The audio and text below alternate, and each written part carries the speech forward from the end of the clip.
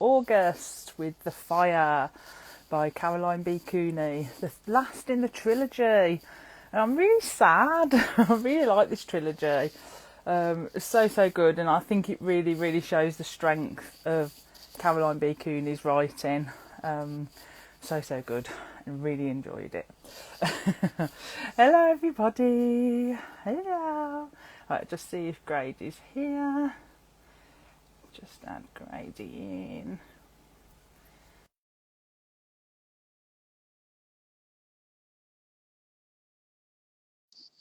Had fun reading this one as well.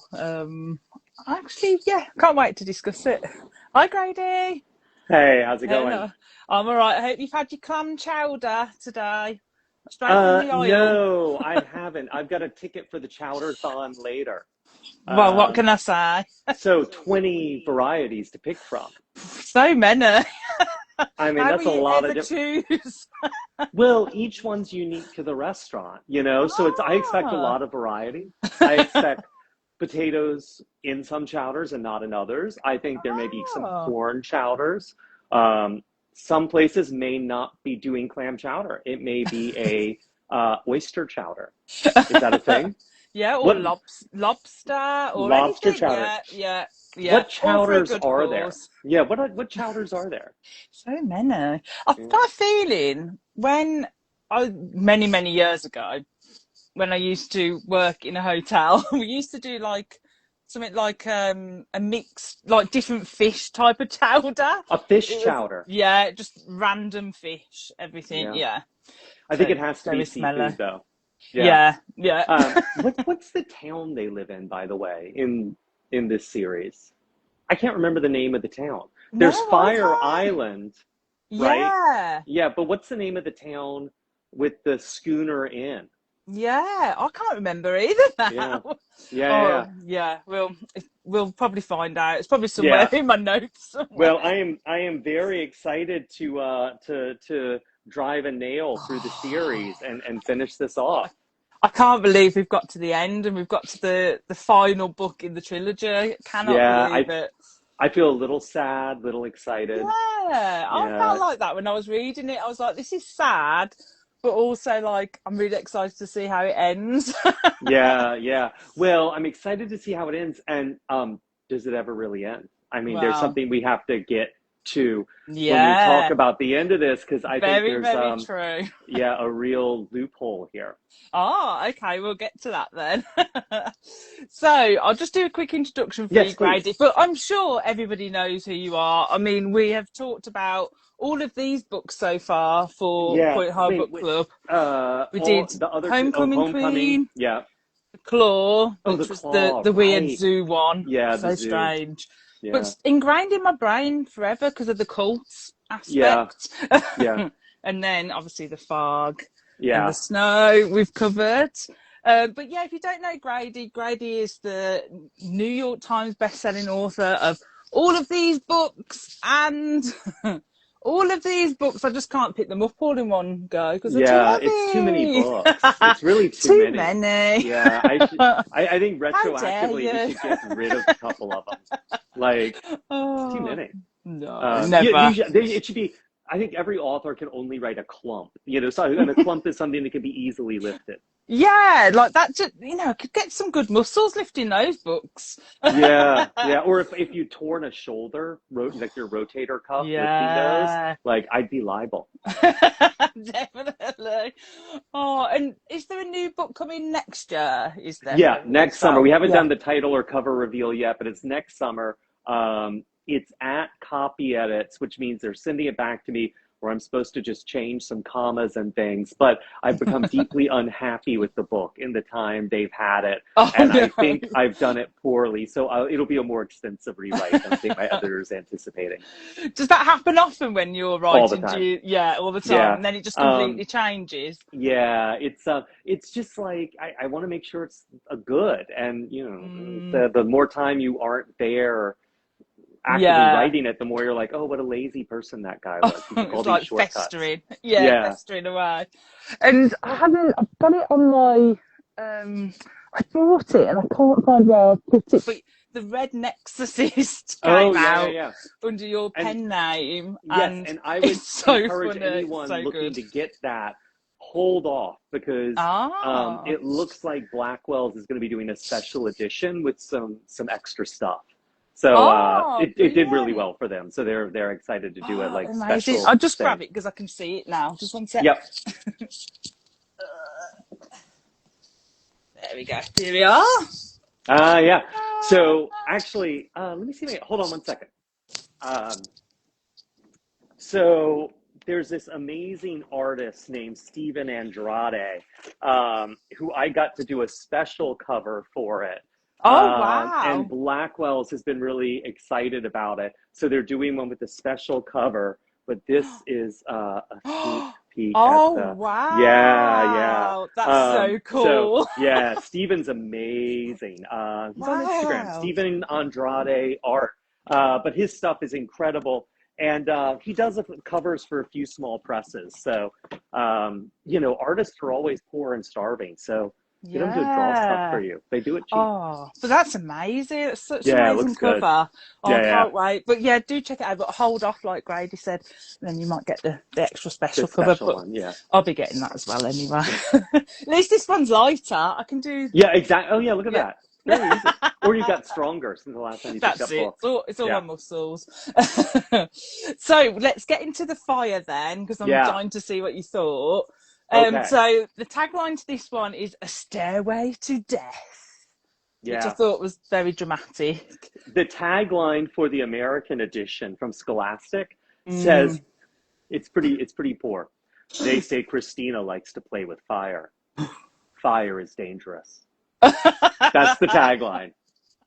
We must remember that. Everyone remember that. Yeah. Okay.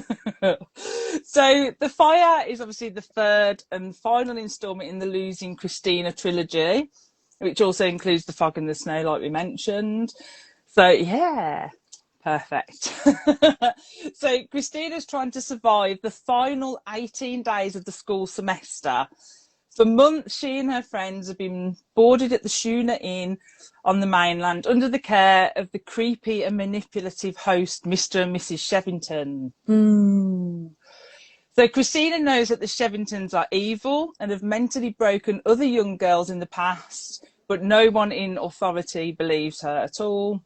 And the Shevvingtons realise that they only have 18 days left to completely destroy Christina's credibility and her sanity and start framing her as a dangerous pyromaniac. Is that how you say it? Yeah. So they plant matchboxes and all sorts in her pockets and her bag. They claim she's sleepwalking. They scribble flames in notebooks to convince the town that she's obsessed with fire.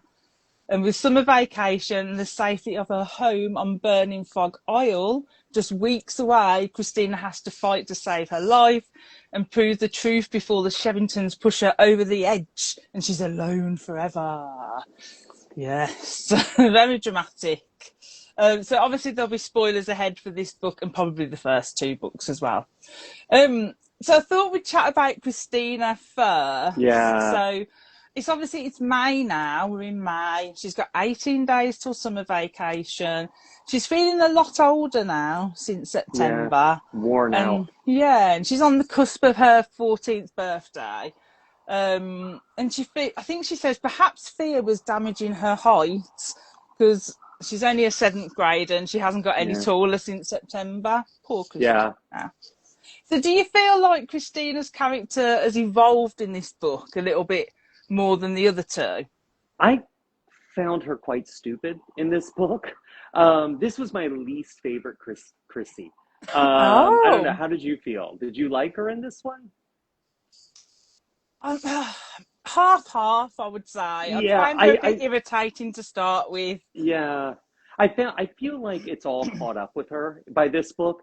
And so the first book, The Fog, came out in 89, but part 2, The Snow, and this one both came out in 90. So I think they were written kind of back to back. And Christina's this book operates at this really high-pitched level of hysteria. And Christina runs around doing sort of crying and freaking out and really doesn't seem very competent. And she also does something that's really my least favorite thing in young adult fiction of this era, which is she does a lot of R.L. Stines, which if anyone's read a lot of R.L. Stein, the chapters often end with, she turned over in bed, a dark form shaped like a man. So next to her bed, and then she turns on the light and it's like a chair with the shirt over it. Or like, you know, she turns around on the street and two burning eyes right behind her. And then you discover it's a bus that's pulling up to the bus stop. Yeah. And Chrissy like keeps doing this. She's like, where's that voice coming from? There's a whispering voice in my head. I'm losing it. Or like, the fire, why aren't the flames burning? The flames are cold. And then it turns out, well, it's some sheets of Mylar, you know, like, like glistening in the fire. Yeah, like she's quite hysterical in this, and not in the other two books. I always felt, especially the first one, but even the second one, things happened, she got upset, but she was always doing her best to try to sort of hold on and fight back. And in this one, she just seems to freak out at the drop of a hat. She can't pick up matches. No, she's very bad at picking up. Like she like dropped 20 matches and she's just scrambling with them. It's a bit like in the early 2000s when we used to have our nails done. Like they used to be like really thick acrylic, and if you dropped like a pound on the floor or some money, you just couldn't pick it up. Bit like that. Right. Yeah, exactly. Like she just seems like so fragile in this one. Yeah. But I was going to say, do you think that is to give us a sense that the Shevvingtons are kind of winning over her a little bit?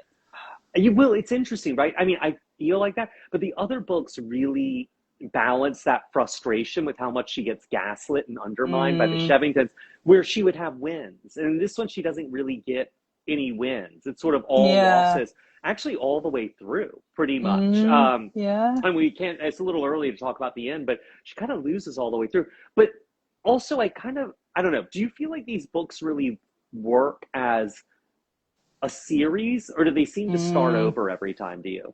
I feel like they start over a little bit every time, just because, like, for example, in this one, you know, we get Val, which we've heard about Val. Never then all heard of a Val. Sudden, I think she was briefly mentioned, maybe a line or something in The Snow, let's say. Very briefly. Very briefly, being Robbie's sister. But we get Val, so I feel like every time we're getting like a new character, where we didn't really need a new character in this one, I don't feel. Well, and I also, like, this could have been, Val could have been Anya quite easily. Yeah. And also in this one, like, Anya makes a guest appearance to no great little effect. cameo. Yeah, little cameo. But also, part 1 and 2, you know, at the end of part 1, isn't that where Dolly shows up, the little sister? Yeah. And then part 2 is all about Dolly. And this one just seems to start everything all over. Like, they've cleared the decks, Dolly's gone, Anya's gone. You know, and suddenly we've got Val. This one really sticks out of the three to me. Yeah, no, definitely. And then obviously in The Snow, we had the creepy son reveal. And then I feel like in this, they've just put him away somewhere. Yeah. And that's it. I thought for sure when she went to the institution to see Val, she'd see the creepy son. Yeah. I think if it was read, you could read it as a standalone, I think, without really having to have read the other two books. And I think maybe then it would, you know, work a little bit better. But as a trilogy, I do agree, the weakest one out of the three. But I feel like that's often the case with trilogies. Like, it must be hard to write trilogy. Those original Star Wars trilogies, like, no one likes The Return of the Jedi that much. Like, I'm trying to think, what are Lord of the Rings? No one likes the third one as much as the other two. Twilight, like, well, I guess Twilight, the last two, you know, the end of it. No one likes those as much as the earlier ones. Like, it must be hard to write a trilogy. You think it'd be easy. You get more room, but it seems difficult. And Caroline Cooney's no slouch. Like, I think she's quite good. I mean, I like these books a lot, but like the writing is still really sharp, and the imagery and you know what she creates is like still amazing as the other two books. By the way, have you read these other two books by her? Because they're flogging them very hard on which ones? The Terrorist and Flight 116 is Down. No, but I have got them. So So I have to read those. Well, it's funny. Doesn't Robbie or someone talk about how cool terrorism is in this Jonah. book? Jonah does. Yeah, and it's like that seems to be on Caroline's mind a lot. Just playing right on now. her mind a lot. It's festering there. Yeah, She and had also the just while I'm grumping a little bit, I also don't like the repackage on these. Like clearly they did well because the Fog is just a basic cover, but then these are like got foil and things on them, and and it's also like they go from being the Fog, the Snow, the Fire, or even Fog, Snow, Fire to Losing Christina 2, the Snow, Losing Christina 3, the Fire. Like they just rebranded like halfway through. Yeah. I suppose it is confusing being a trilogy, because if you see that just on a shelf, there's no like, you wouldn't know that this was like the third book really until you open the front page and see, you know, number 1, number 2, number 3. So yeah, I've been very grumpy right now. So if you want to move forward, feel free. I'm being grumpy. I just saw a couple of comments agreeing. So Sharon says, totally agree. She was so strong in the other 2. Lisa said, I didn't like Christina in this book. I definitely didn't enjoy it. Like I enjoyed the other 2. And Matthew said, if she's worn out at 14, she's going to have a rough road ahead. Yeah. It's going to be hard for Christine. Yeah, poor thing. And Trina said, yes, Stein is so bad for the fake outs. We just read a Stein a couple of months ago where he does a fake out with a mop. It's like, oh, it's a dead body with hair. No, it's just a mop. Yeah, I always feel like everyone in Stein books are a little brain damaged. Like they just they can't. And someone's now mentioning. She keeps saying Granite. There were about 5,000 times Granite of the Isle. Granite of the Isle. Although you pointed out, and I went through, and I think it's 4 different chapters in. With cold eyes looking through binoculars at something. Like, it's really nuts how much they lean into that. Yeah, they lean into that quite a lot. And I wanted a bit of a reveal on that. I know, obviously, it's meant to be implying that it's the Shevvingtons. But what if it wasn't? Like, and it was somebody else? The son. Poor Anya trying to get into the the Maybe there's a good opportunity here. Maybe it was Blake in his, like, main catalogue clothes. Yeah, you just Blake. Never know. Who also showed, and I do want to say, like, I've never been a 13-year-old girl about to turn 14, but I do feel like Chrissy is really juggling a lot of boys at this point. Like, there's Blake who's off wherever, I guess, nursing Anya back, but also, like, Benj and Jonah, like, it's really... Yeah, so in this one, so obviously in the last one, that's when she kind of gets feelings for Blake in the snow. And she's still kind of got them feelings there festering until the end. And she's like, no, it's gone. But in this one, you've got Jonah and Benji. So Benji's been in all 3 books. And then all of a sudden, he has a big part in this book. Starts chatting away. Yeah. He's part of the marching band and he's trying to raise money because they're going to Disneyland, being the Disneyland marching band. It's all a bit much. But him and Jonah kind of have this, like, rivalry. So Benji's, like, 2 years older as well. Yeah. And he's got muscles. He's like... apparently he's ripping out of his T-shirt and everything. Like, his arms are like... Yeah, it's really intense. But how did you feel about, like, an introduction of, like, another love interest other than Jonah, kind of, in the other books? I appreciate it, because Jonah sucks. Yeah, he does suck. Like, I'm not a big fan of Jonah. No, I'm not. I really like the fact that actually one of the things I liked about this book is Chrissy's like, ugh, another meal with, is it Roger? Robert, who's Dolly's brother. Who lives in the house, the schooner in with them. Michael lives in the house, and Benji. It's Michael and Benji. Yeah. And she's like, ugh, another meal. They both suck. I hate them both. And then Benji's like, hey, Chrissy, what's going on? And, like, just starts going. He just, like, and she's, like, totally taken by surprise, as was I. Because for 2 books, he's been mute. And just, like, this. And I remember their big thing was he would eat anything and be like, this is delicious. And she's like, this food tastes like sadness. Yeah. And then he goes, they have that whole dinner scene. He's like, I think Christina goes, shall we go for ice cream? And then it becomes like a family outing.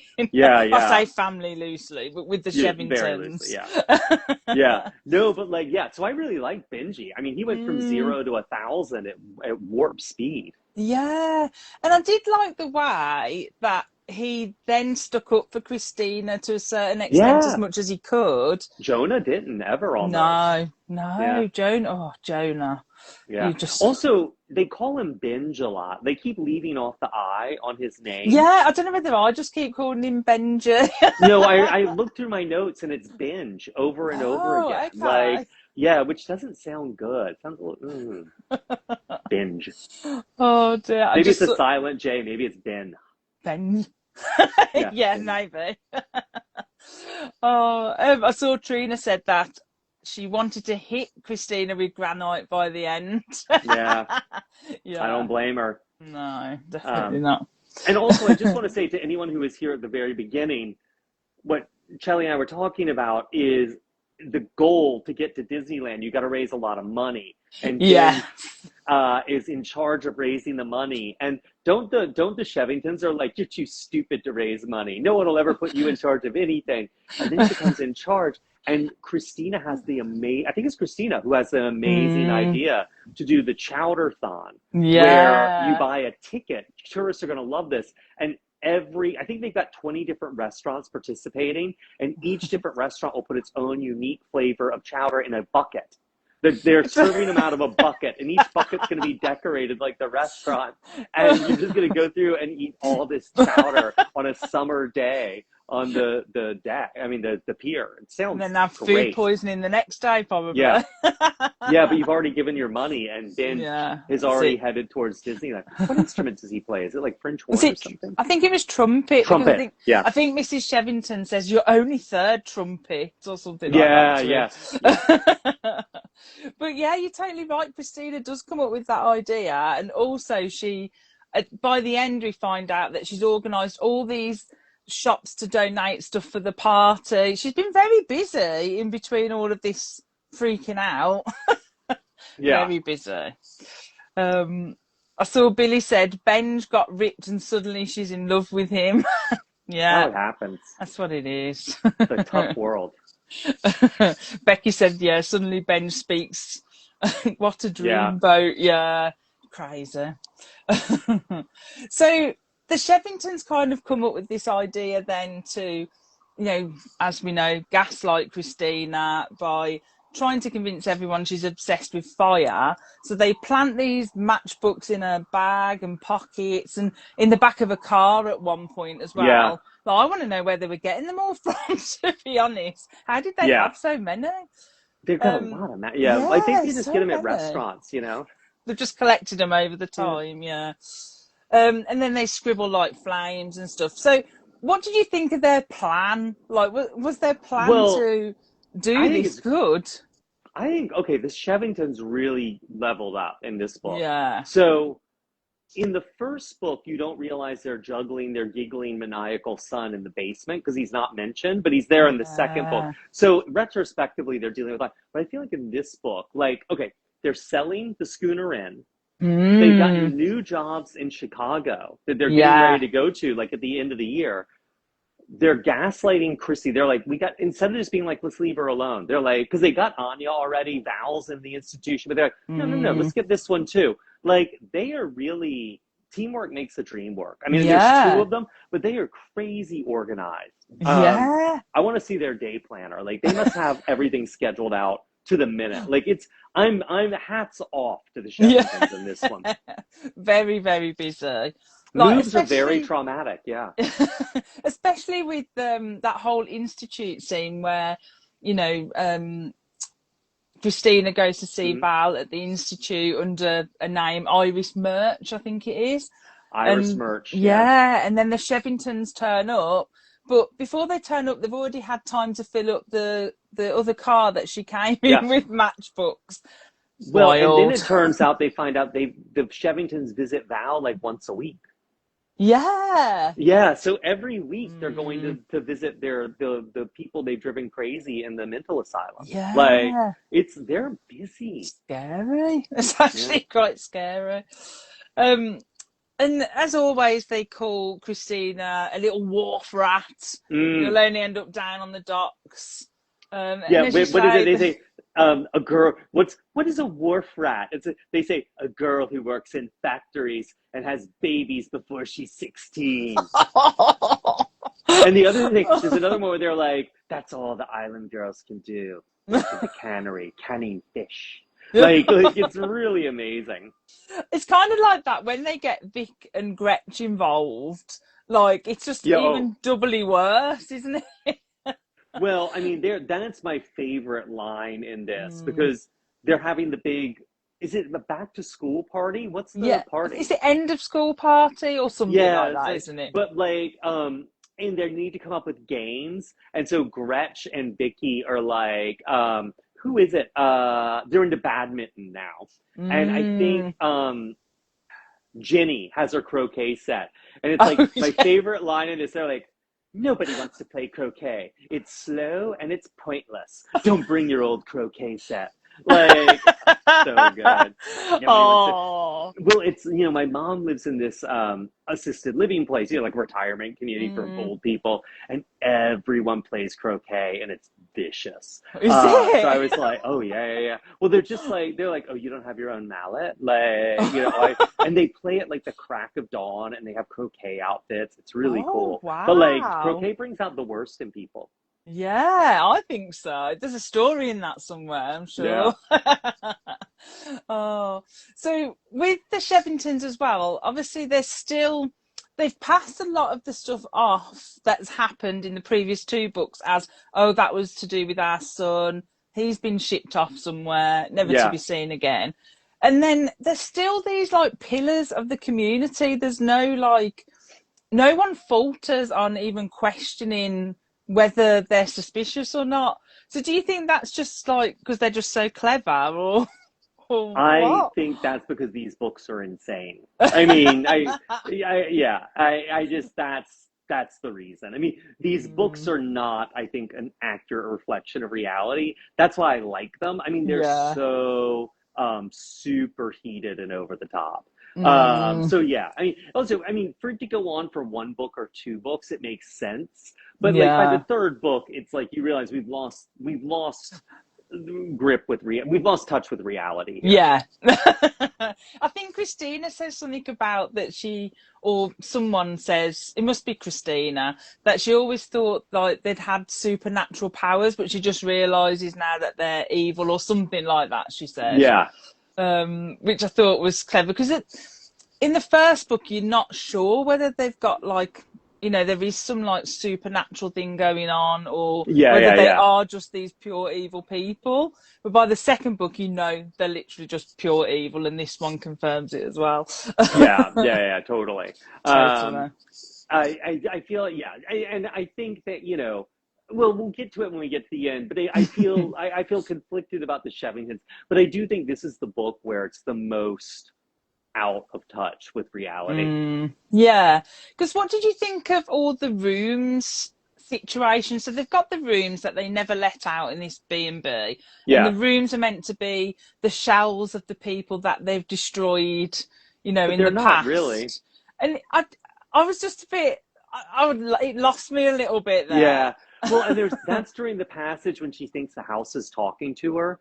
And then it just turns out to be Val whispering her name from like 5 rooms away. Yeah. And you're kind of like, well, like, Christina. Yeah, exactly. You might recognize Val's voice since you've been around her for a bit. Like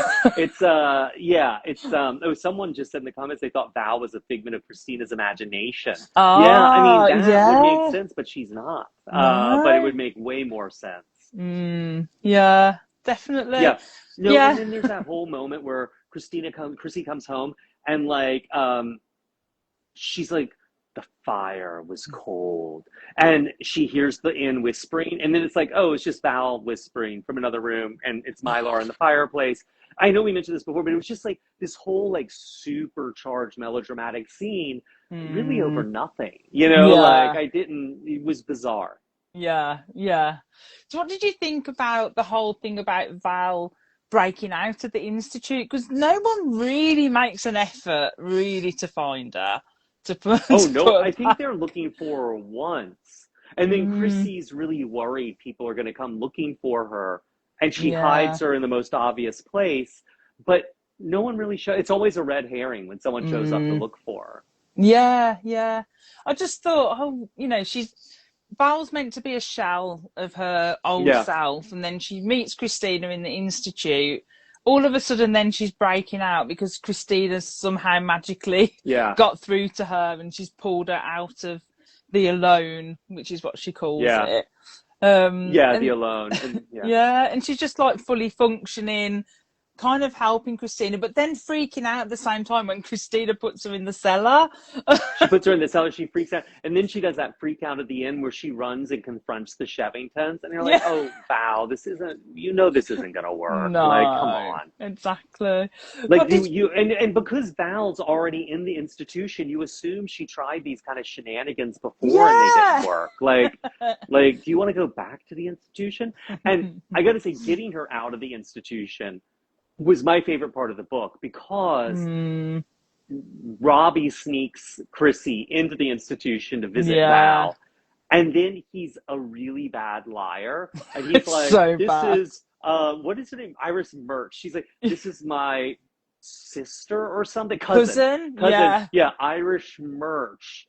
And her parents homeschooled her, so she can't talk. And also, her parents raised her to have a phobic fear of talking or seeing anyone from the educational system. Like, it's just like, Robbie, shut up. Like, sounds like something I would do where I'm just trying to, like, you know, get myself out of a situation. That was like really, because I was just, every time Robbie had a choice, he did worse. You know, like every time it could go either way, it always went worse. I just thought Larissa said the room thing was a cool idea in a way, just not really executed as strongly as it could have been.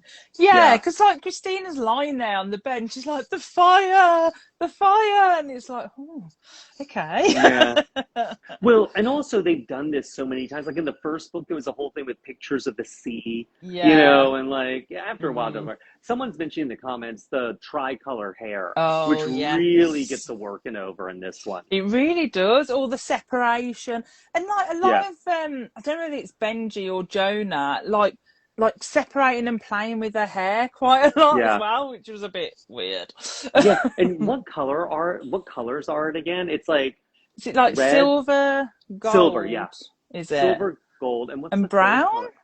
Brown or something red? Like that. I don't know. It's really crazy. Aren't we all? That's what it is. So what I did like about what we find out about the Shevvingtons in this is that you do actually find out about where they've been before, and you get the names of the people that they've destroyed before, which we knew. We had an inkling that had happened, but we didn't know for sure. It gets talked about a bit in the first book, So I quite like that, just knowing, and then, you know, thinking then, oh no, they're moving to Chicago. It's all going to start again, all going to happen again. So I quite like that. Well, that's why I would have liked this book so much more if it was, instead of there's 18 days till school begins and they decide they got to destroy Chrissy in that period, if it was more like Chrissy's like, I've got to stop them from going to another school and doing this again. But she never really thinks about that much. It's a bit selfish. No, definitely. And then what did you think of the aspect of the alone that Val calls it being brought into it? Because obviously we had Anya, who was like, the sea's coming for me. And then all of a sudden we've got the alone. So are we meant to think it's different for each person what they experience? I assume so, but I also wasn't interested. Like, I was kind of like, something new. It's the alone. Okay, fine. It just didn't need to be something new. Just keep to like the sea.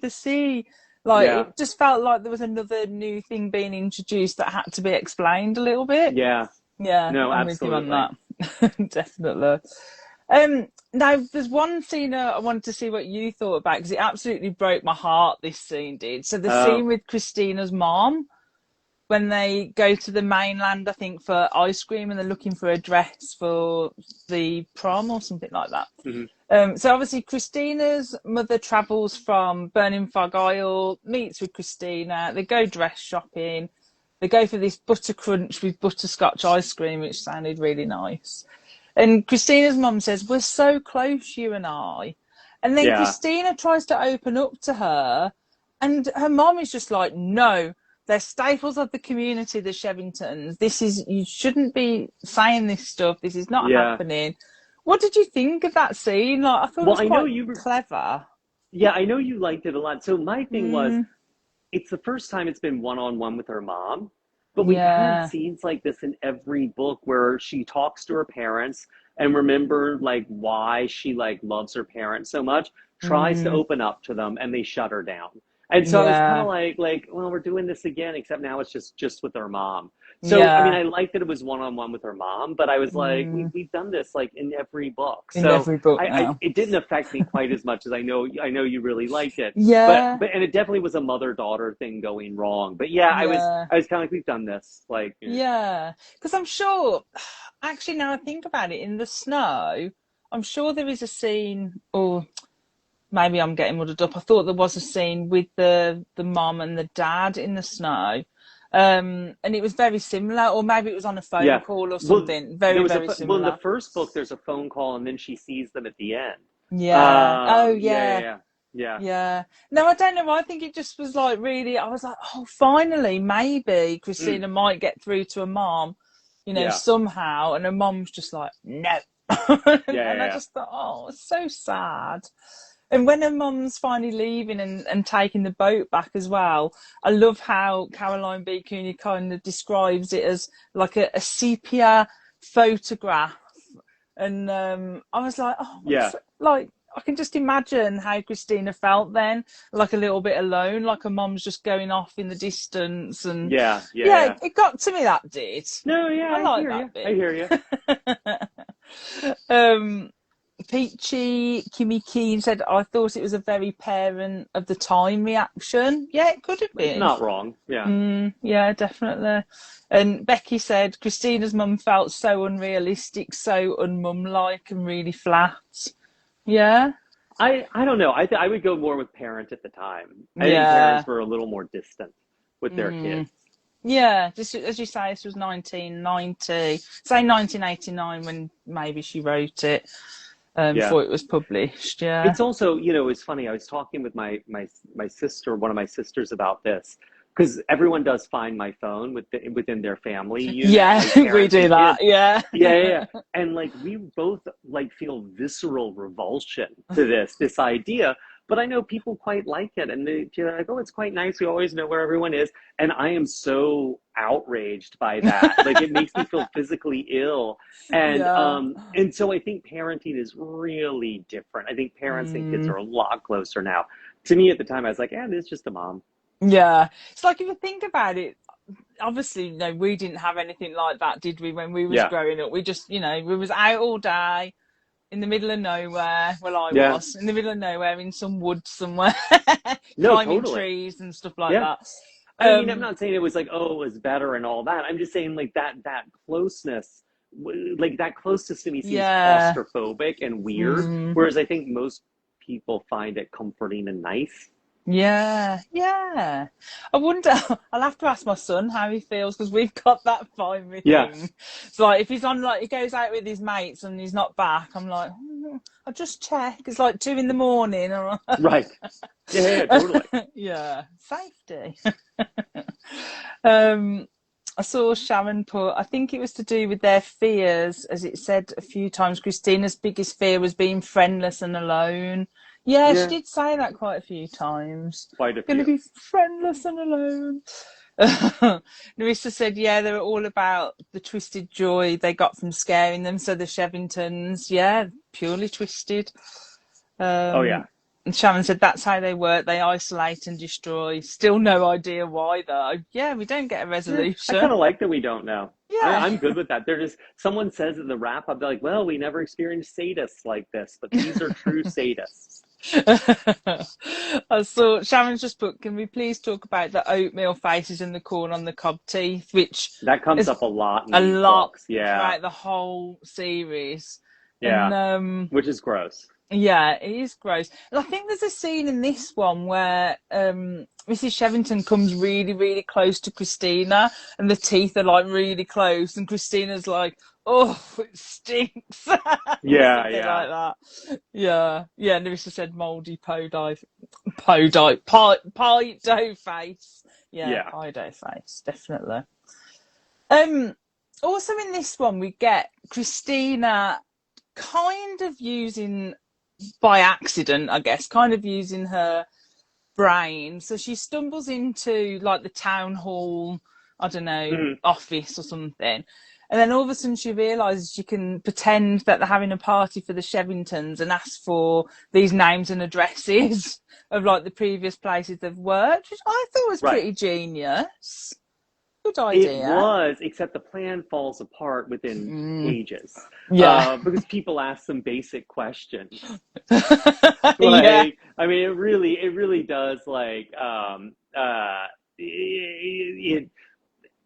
the second anyone asks any questions, it like all just goes to pieces. Because when they did that, I was kind of interested. I was like, oh, we're gonna like see what they've done to people before, but it never happened. Yeah, no. And I would have liked it in a way to have known what they'd done before to Yeah. people.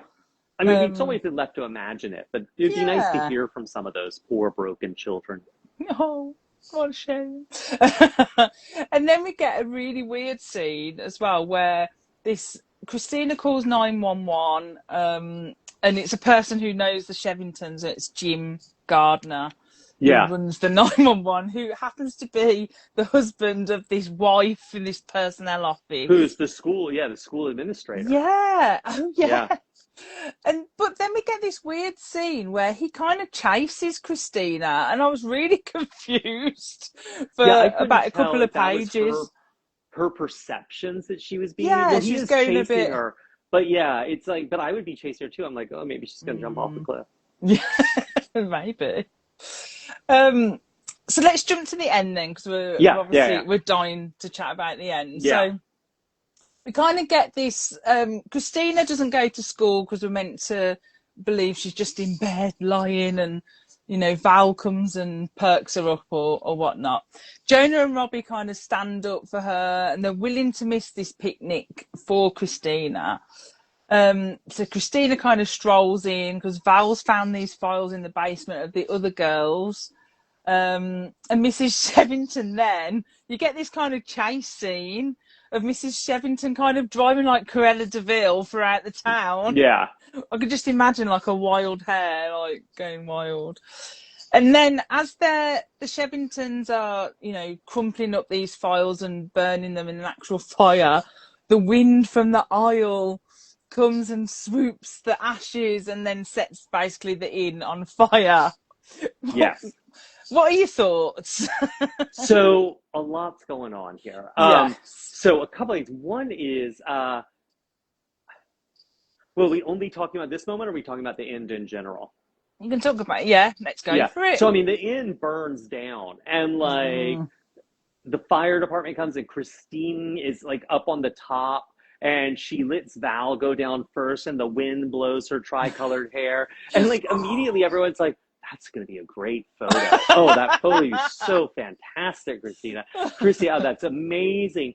And the other thing that really gets me about the end is like everyone's so into the photo, but also we have this moment where the Shevving, well, wait, sorry, it's something with, oh God, I just lost my train of thought. But it was, oh, right. So like the wind comes, it burns down the house. Priya, my question to you is, are they dead? The Shevvingtons? I don't think they are. Well, you don't. No, I think So they got I just out. reread the last chapter. Okay. And the Shevvingtons are in the house. They're running around screaming, right? Chrissy's remembering them screaming, and the doorknobs, yeah, and the doorknobs Yeah. melting under his hand and all this. But no one else mentions them. Like No? everyone else is like no one mentions, oh, and the Shevvingtons are dead, or and the Shevvingtons are, like they literally do not get mentioned except as, we're so sorry we doubted you about the Shevvingtons. And one of my least favorite things, because it's like quicksand. It's something you thought was a big deal when you were a child, and then you grow up and realize it doesn't exist. Is when the police are like, we were wondering why there was all these fingerprints from Mrs. Shevvington inside the summer people's house. I'm like, the fire department does not fingerprint an entire house to find out who is in there. As a kid, you think that. But yeah, as a kid, you're like, oh, I can't get my fingerprints on anything. But as a grown-up, you're like, no one fingerprints anything. That really got it. But like the Shevvingtons, there is no mention of what happens to them at the end. Like, no one's even like, it's so sad they died. They're instead like, Christine, you make such a great photo. Yeah, like, that's all they were bothered about. It's all that matters. So, yeah, that really. Do you think they're alive then? I assume they were dead, and everyone was just a heartless prick. like everyone in this town is just cold and mean. They're like, oh, they were sadists. Good thing they're dead. They don't even say that. Like, it's really weird to me. Like, I don't know. I think they're dead. We are left with no room for doubt that they burned up in there, but they're never mentioned, so there is room for doubt. I'm disgruntled. I was a bit like, I think I just would, I would like to think they're alive, not because like I think they're brilliant characters, but just because that just seems very fitting for them. Like they go out of the cellar or something like that, you know, the way that the sun used to come in or something. Oh, right. Yeah. I was just a bit like... But they can't even get out of the parlor that's on fire because the doorknob melts under his hand and they can't find the front door keys. Like, you know, it's like... I know that feeling. Weird. Yeah. Everything's always on scrambling fire. Around. Can't find the keys. Yeah, it's like, it's really weird. The end, and then, I mean, it gets a little weirder because they still have the party. Yes. Then they have the party for the end of school party thing or whatever it is. And I just want to say one thing here. In 18 days, Chrissy has fallen in love with Benji, staged the Chowder-thon, been framed as a mentally ill pyromaniac, broken out and visited and then broken out Val, who's sick. Anya and Blake have come back to visit because Anya's being cured by reading, what is it, books of truth, like Marcus Aurelius. And by her aunt, is like, read some Marcus Aurelius. I'm fine. They've come to visit and then disappeared. This party has been planned. The Shevvingtons have, she's hidden Val in various places. The Shevvingtons have then trapped her. This house has burned down. And they have the party in 18 days. Yeah. This is insanity. And as I said before, she's been around to all the shops, got them to donate stuff, everything. Just everything. Yeah. And they have and the weird thing actually the thing I liked about the party is at the end, she doesn't choose between Benji and Jonah. She dances with both. They're like a throuple. Like, they're totally like a barely pubescent throuple. Like, it's very Twilight vibe. It's very Twilight. Is it New Moon? Where Jacob and Edward, they sleep in the tent together with her. Is it New Moon or Eclipse? I can't remember. I want to say it's New Moon. I think it's New Moon, but like, that's my favorite one because it's like strong throuple vibes, and I'm like, this is like very strong throuple vibes. Yeah, it was very open-ended. Yeah, very open-ended. She's like, why do I have to choose? Yeah, and they're doing this like the pagan war dance on the beach with their parents there dancing, which that makes a party less fun. Yeah, definitely. And I really liked the man who said, so basically it's the guy who hired the Shevvingtons, said, we don't want our little boys and girls to have knowledge of evil, so they don't tell anyone at the party what's happened to the Shevvingtons or the inn. That's right. Yeah. I forgot about that. Everyone would see, the inn is high up on the hill. Everyone would have seen that burned down. But, you know, the man who hired him doesn't want them to know. No, and I think it's so weird. But it's a funny thing in these books because every now and then people resort to this very high-blown, very stylized language. Like, you know, she read books of truth, or we don't want the children to know about evil. And I'm like, You could just say she read a bunch of good books, or you could just say we didn't want them to know their teachers burned to death. Like, yeah, it's weird. exactly. Like, occasionally people shift into this other register. Yeah, we don't want the kids to know there's evil out there in the world. Let's keep it from them. Yeah. All we want is for them to get ripped and go to Disneyland. And playing that marching band with his trumpet. Yeah. And not get sent to the, what is it, the Shoreline Institute for Troubled Youth? Definitely don't want to be going there. No, who wants to get shorelined? I'm sure that's how they call it in town. So get shorelined. Oh, Billy said the best thing about the fire was how all that was left of Mrs. I can't speak. All that was left of Mrs. Shevvington was her teeth. What does it actually say that? Does it say that? Oh, let us know, Billy. Does it actually say that in the book? Because I missed that as well then. Yeah, I totally.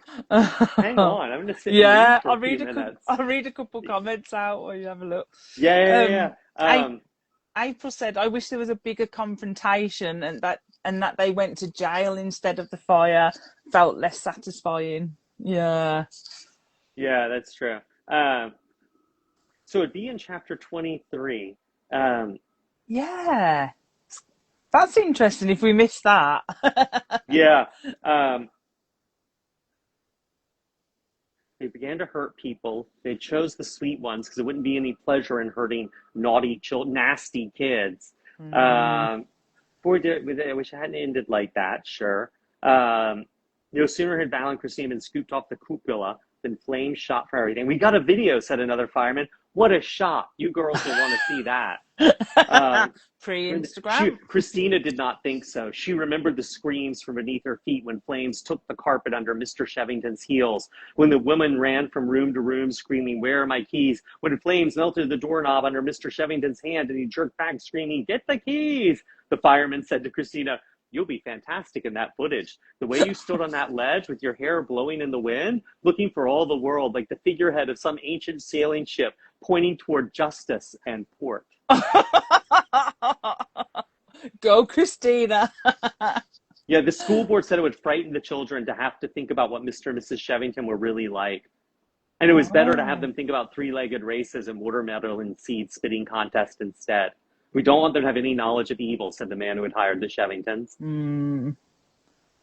Smell of wet towels and bathing suits. Her parents say you triumphed.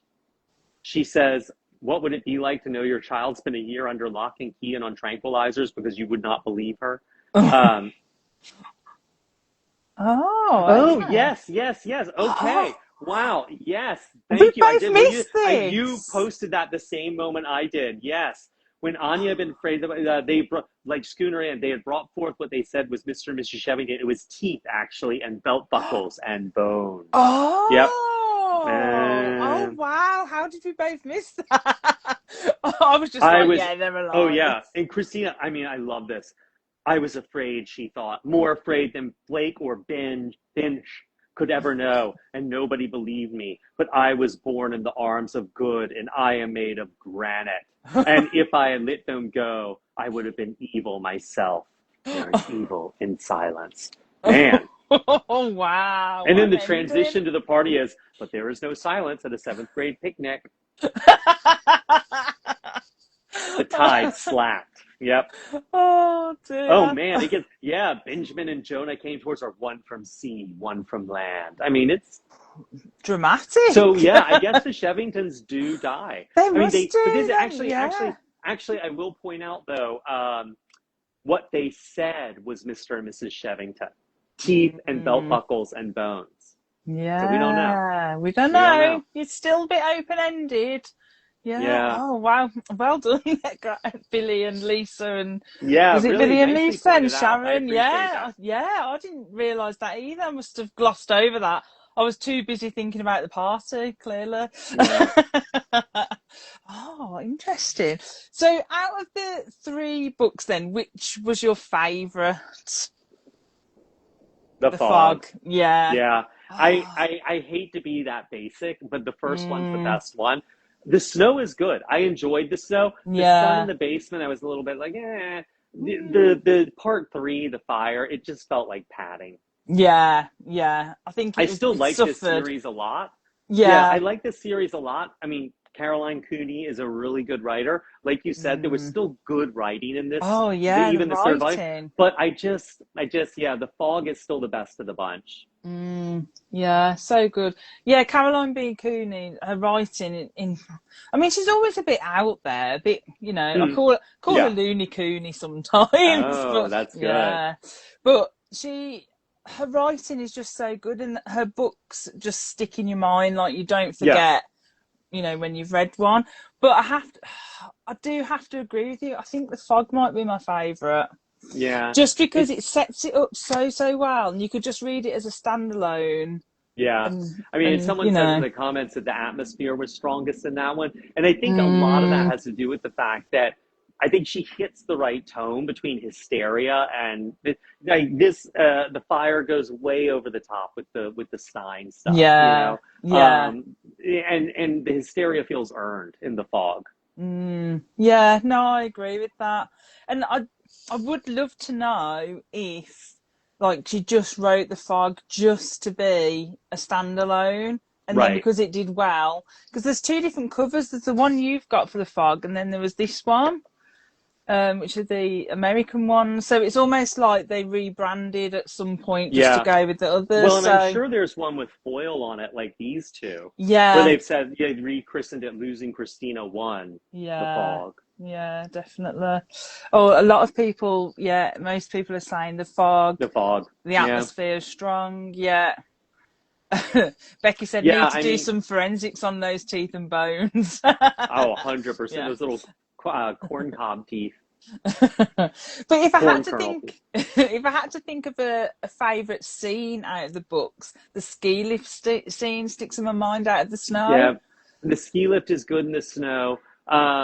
I actually, I still, though, there's a really, and actually, The Fog has that weak scene of her almost jumping.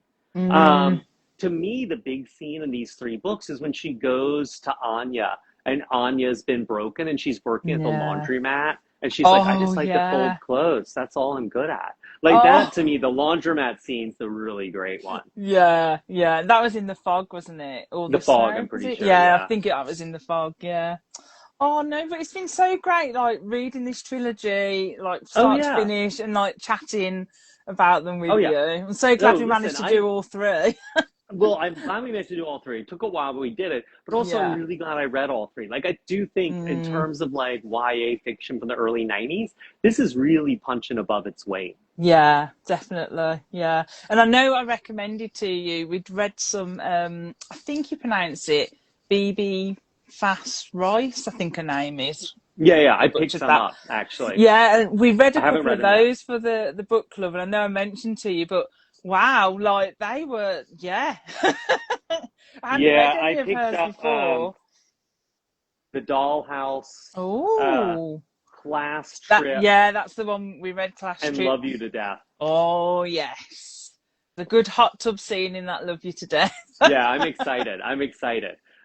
I don't want to promise to do them, but I will totally be reading at No, some no, point. yeah, just let us know what you thought. Yeah, Just because we did those two for the book club, and I was like, oh wow, like the writing's really strong. It did remind me a little bit Caroline B. Cooney kind of yeah, yeah. writing. You'll probably read them and be like, what's Shelley on about? No, I'm excited. I'm excited. There's good Yeah. stuff out there, Or these, Mm. these are nightmares. They're not point horror. Yeah, so we got them as nightmares over here. Yeah, Yeah. nightmares was like it's basically some of the books that were released in the US that didn't become point horror became nightmares over here. Mm, got it. So a lot of Nicholas Adams books and things like that. There's a whole series. You can't see them, but it's like literally that whole top shelf is all nightmares Nightmares. up there. Yeah, yeah. There's a lot of them, Uh, and I don't think I've got them all yet. So I need to find out which ones I haven't got. But yeah, there is a lot. But yeah, let us um, know when you read them. 100%. I've got to run, but Yes, no problem. The Fog Thank you, or Losing Grady. Christina 1, 2, and 3, wrap. Yeah, done. Thanks, Bye, you guys. Grady. Bye, guys. Thanks, guys, and we'll see you again next month. And I hope you enjoyed the Fog trilogy as much as we did. And yeah, I definitely won't forget this series. And the Shevvingtons may still be alive. Oh, thanks for all your fab comments, and I'll see you soon. Bye. Bye.